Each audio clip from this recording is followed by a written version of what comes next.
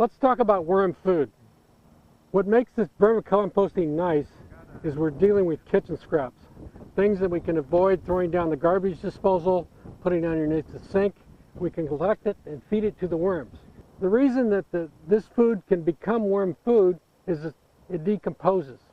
When it decomposes, the worms can eat it. They can't eat fresh stuff, but as it decomposes, they can eat it. To make it decompose faster, we need to cut it up into small pieces. That's very helpful when we're dealing with a worm bin. So the smaller you can chop things up, the better things are. This coffee grounds, fine. Coffee filters, fine. The things that we do want to put in the worm bin, all this sort of stuff, the scraps from the kitchen, a little bit of paper, that's fine.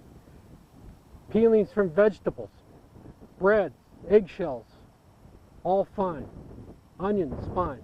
The things that we do not want to put in a worm bin, we don't want to put any oil in there. We don't want to put any fat in there. We don't want to put dairy in there, and we don't want to put meat waste in there. The other thing's the issue with a worm bin is you don't want to put citrus in a worm bin. Composting worms are sensitive to citrus, so we shouldn't add a lot of citrus to our worm bin.